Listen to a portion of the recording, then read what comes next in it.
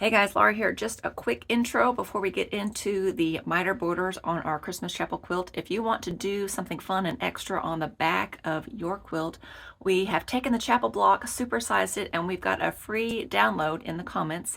It's a PDF file that you can get. It's a 44-inch block. You could certainly do embroidery or another block, something extra special here as well. But check that out and then watch our video for the miter corners information. Thanks. Hey guys, it's Laura with Quilted Chicken. Welcome to our show. Welcome to our channel. We've got today this Christmas Chapel quilt. You can see it in the background. It's just a wall hanging or a throw for the back of the couch or something like that during the festive seasons. We do have kits of it available in our Etsy shop. It comes with the panel, the pattern, the binding, everything that you need.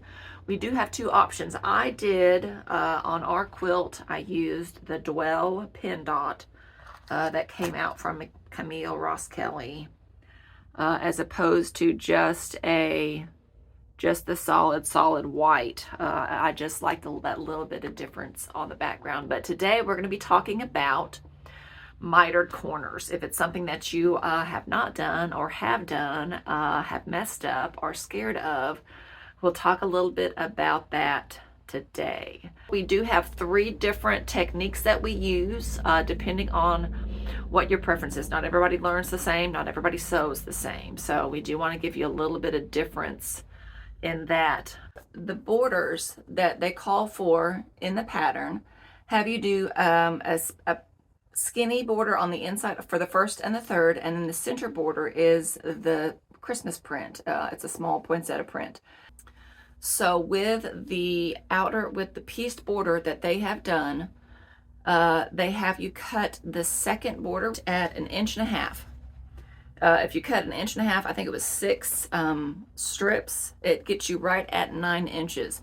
The pattern actually calls for 1/2 yard, so you do have an extra 9 inches. If you want to increase the size of that center border, which is what we did, you do have enough fabric to do that. If you would like to do a mitered border, you do need 1 more strip than what they call for in the pattern. So when we are going to cut for the miter, and we're going to do the same width all around the outside edge, we're actually going to need then to have 62.5 inches is the unfinished size of the quilt itself. We're going to cut 64 inches just so that we have a little bit of extra play. So we're going to have 4 strips because there are 2 borders that are exactly the same, the white. And we used the Dwell from Camille Ross Kelly's last line. Dwell, it's her pin dot, it's the cream.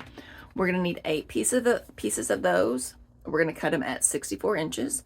And then we're going to need 4 pieces of our center stripe. And we have cut that at 2.5. We're going to get those sewn up on the machine, and we're going to come back and take a look at them.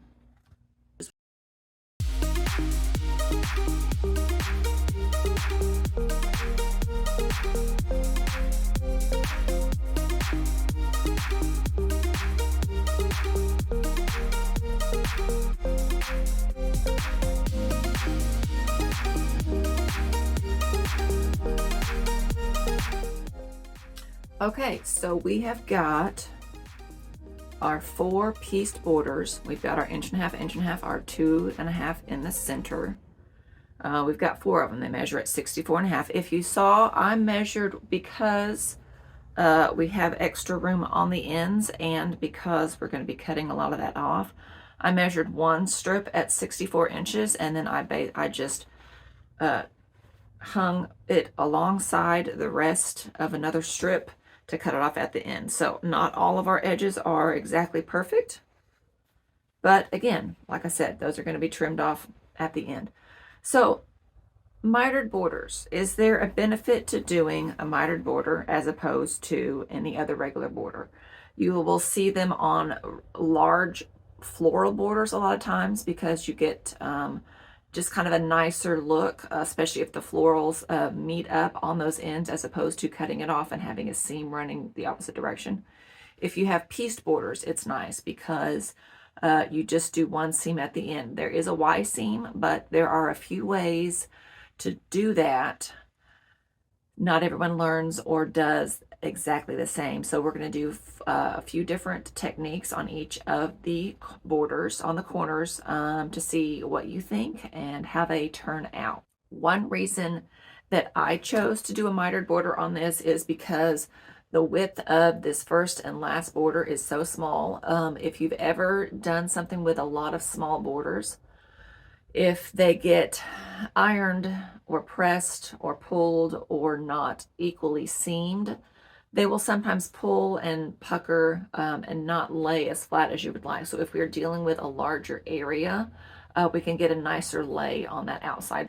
I chose to press my seams open only because it makes this outside final border just lay a little bit more nicely. You don't get the center raised up or lower down depending on how that seam is pressed. So we're going to take this down. We're going to get our border laid out and pinned and talk about how to get those corners nice and perfect. All right, so we've got our quilt center and we've got our 4 borders that have been strip pieced already. First thing that we're going to do is find the center of our quilt, and then we'll find the center of all of our borders.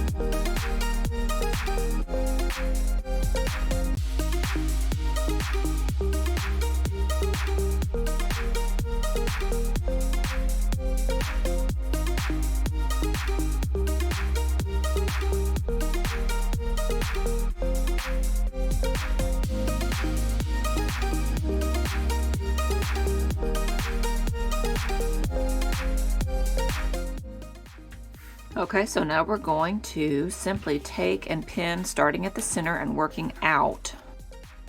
Now, this is not too bad of a space to work for a small quilt. Anything larger than your tabletop surface, you are probably going to have to get in the floor or find a friend willing to get in the floor with you, because you want to be able to lay this out and get it lined up nicely.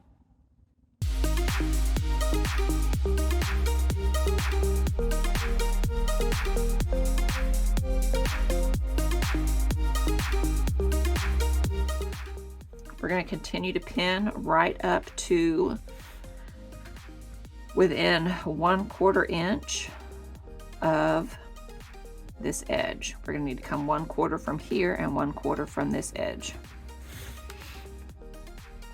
If you have a marking tool, you can mark it with a pencil. You can lay your ruler on top of it. You just need to make sure that you don't, we're not going to want to stitch past this 1/4 inch mark. This is going to be a Y seam. So this edge is going to come up and stop here.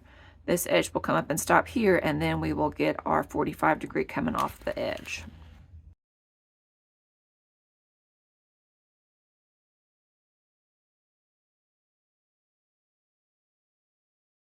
Go ahead and pin this edge. I am going to have to go back. I'm not sure what we did on this corner. Before I stitch this down, we're going to fix the seam there.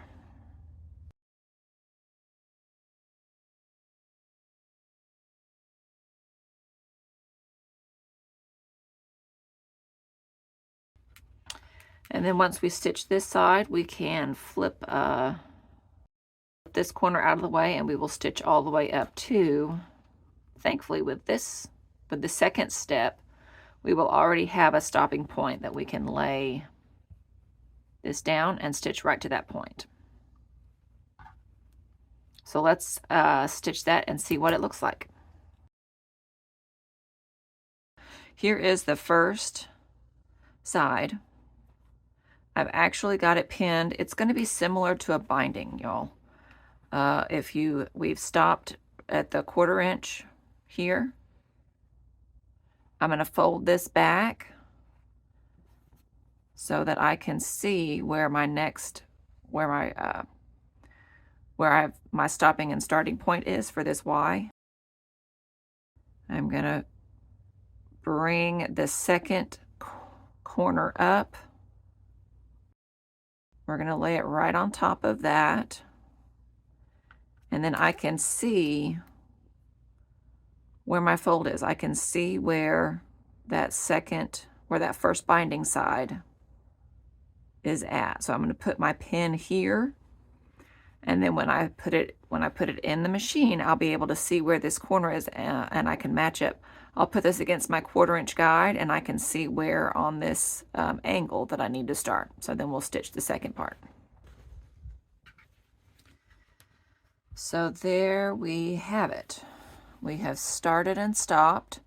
If you can see, I did not quite get up to the edge of that.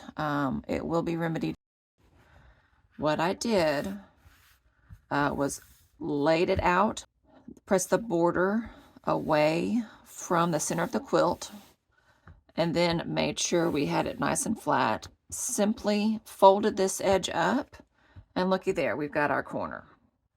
To stitch that, we'll want to flip it back down onto itself, and because we ironed and pressed that seam, we'll know exactly where we need to stitch with the machine. Even though we have pressed towards the border, when we go to sew, you're going to want to pull that back so that that seam does not get in your way, and you are going to start exactly at this point here. You are going to want to go forward. You are going to either tack or back stitch here, making sure not to go past that point, and then we can just stitch straight across. These points are going to be a little bit finicky, so I've pinned directly on here so that I can see where I'm at. We'll go back and get that stitch down and see how it looks.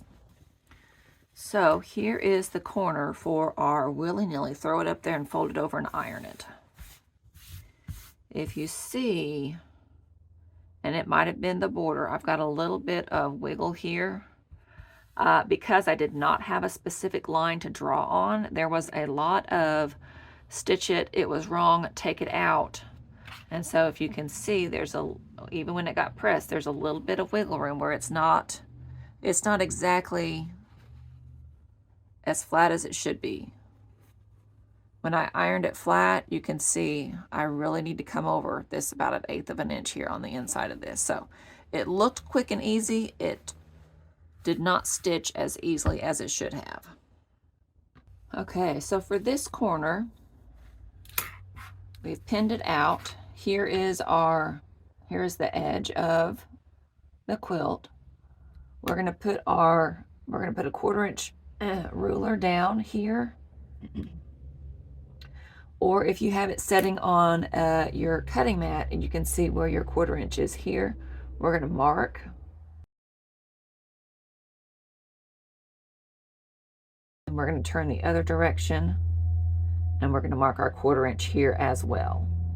The reason that we're marking and not pinning here is because we're also going to mark a 45-degree angle on our border. So I've lined it up on the line on our cutting mat. We're going to take our ruler, turned it this way so that my 45-inch mark here,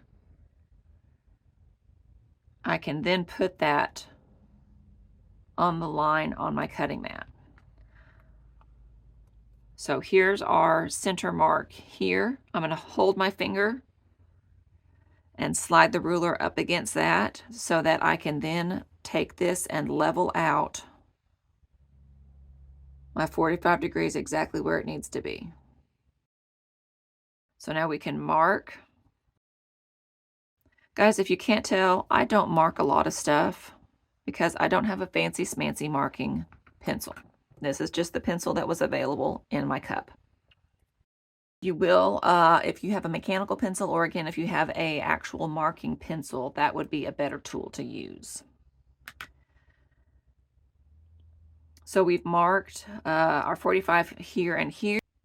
So the next step, I'm going to go to the machine. We're going to start where our 1/4" is here, and stitch this side down.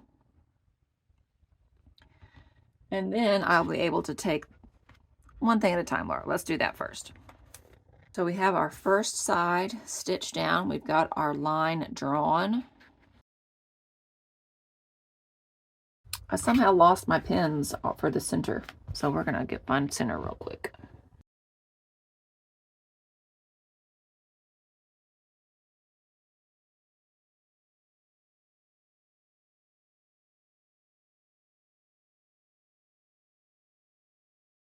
We're going to do the same thing for our second piece. I've got this pin, so I'm able to line this up. I'm going to do the same thing where I flip my border down and lay this out so that I can pin and know where my starting point is. We're going to mark. This time we're going to mark the top. We've marked the back side of this so that we know where to stitch, but when we put this down, we want to have a mark to line up here. So we have our pin mark right here. I've lined up on the cutting mat. I'm going to turn my ruler so that I can see my 45 line.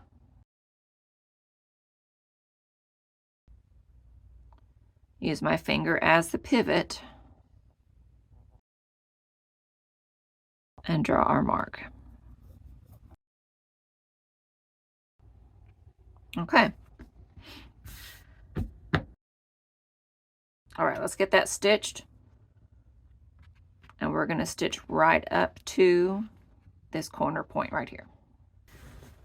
All right, so here is our second corner. I went ahead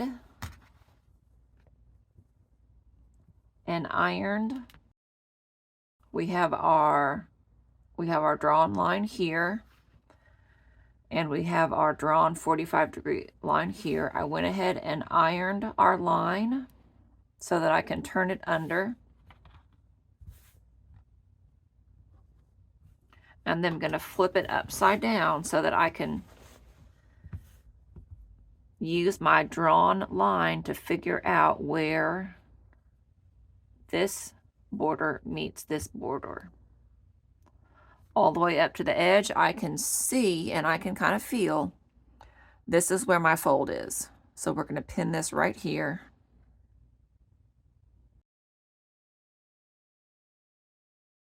As you see, there's a little bit of wiggle room here. Where I've ironed this on our line, I can line this up underneath. I can pin it. Try not to catch the underside. It's a little more difficult to see through on this center part, so we're going to check our seams. And because I've ironed this one side, I can pin it directly on where I've creased it. And we can open that up and check our points there. So it's a little more mathy than the first piece where we just flipped it over and ironed it where it looked good. We've actually got on this one a drawn line that we can pin and check and are able to stitch on to get everything to line up correctly. All right, so let's stitch on our drawn line and see how it looks. Here is our second corner, and this corner is laying a little bit nicer. I still had to go back and take out from here to here and adjust my corners a little bit to get this seam to turn out like it nice and sharp like it should be. But we're doing good here. This is laying a little bit flatter. It doesn't look like it's got the inside that's pulled out of it like the first corner. So math works, guys. We're going to get even more mathy on this corner. On this corner, we're actually going to measure and go ahead and cut our edges. Now, I only suggest doing this if you are for sure certain and confident about your measurements. Again, we're going to mark our 1/4 inch in from the top and from the side.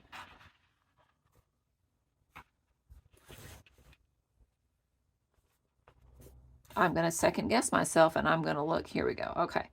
We're going to go ahead and mark it, and then we'll fold it out and cut it. I'm lined up on my cutting mat here and here. I'm going to use my thumb as the pivot point.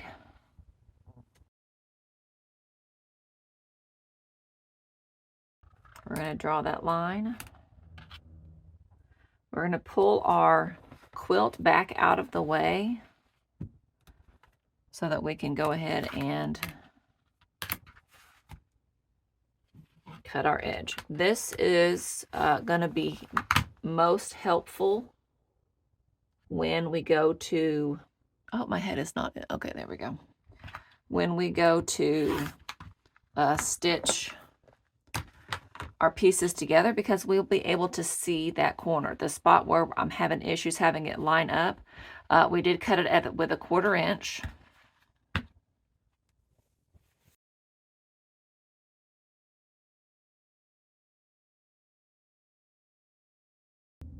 And same thing, we're going to mark our stopping point.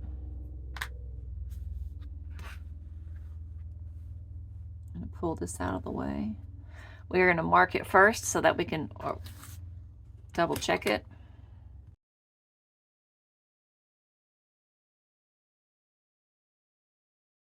And then we're going to pull it out and cut our 1/4 inch. Well, we're going to pull it out, and then we're going to cut. Okay. So same thing. We're going to stitch up to this point on here. We're going to stitch up to this point here. And then when we line up our edges,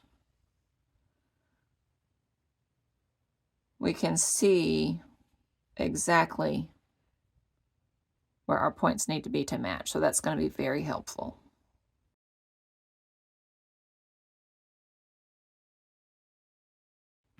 All right, so let's do that corner and see how this one does. Okay, so here is that last corner, or the third corner, where we cut.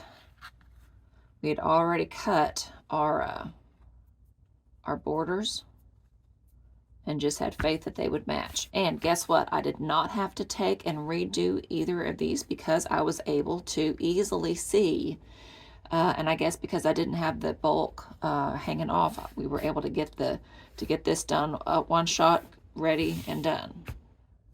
And it looks good. It looks like it's laying like it should. So by far the easiest one that we have done on these corners has been the one where we cut it and stitched it.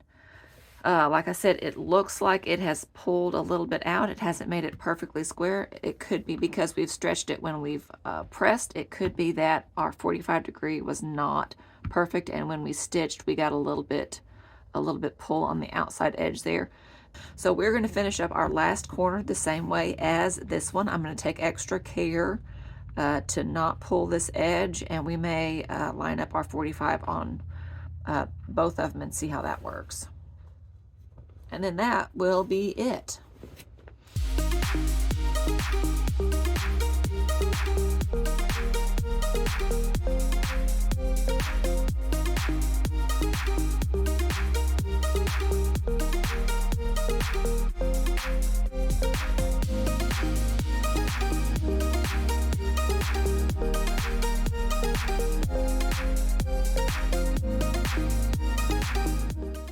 So guys, it looks like I didn't math properly, and we've got this outside edge. We're missing just a tiny, tiny bit. So I'm gonna have to, I will probably take it out to this edge, and we're gonna sew another strip. Either I didn't get it at 64, or I didn't have my centers proper.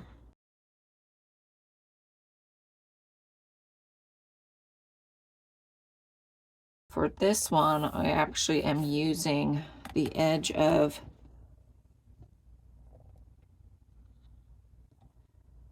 we're going to take our 45-degree line. We're going to use the edge of our ruler. We're going to make sure that we come out our 1/4 inch.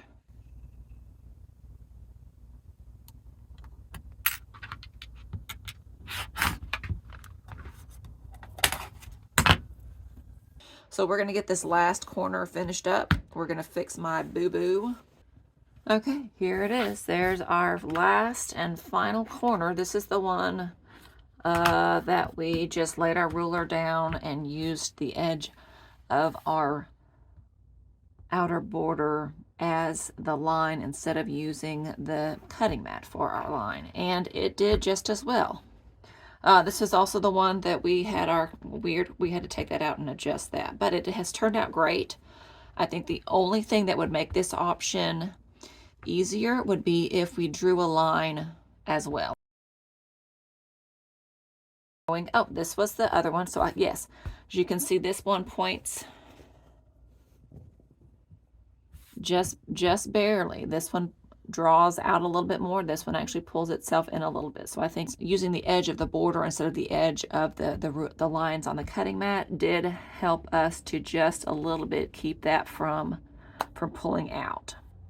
But overall, I mean, each of these techniques worked. Guys, it's going to be a matter of practice and adjust, and fabric is fabric. It's going to do different things sometimes, so just don't be frustrated. Just be patient. Let's get this up on the wall, take a look at it. Well, I hope that you find something out new today. I hope that we have a tip or a trick that helps you with mitering borders, and we thank you for joining in and watching. Share far and wide, spread the joy, spread the love. See you guys next time. That doesn't make any sense. Hey guys, it's Laura with Quilted Chicken. We are here today, as you can see, this fun chapel quilt, Christmas Chapel quilt in the background.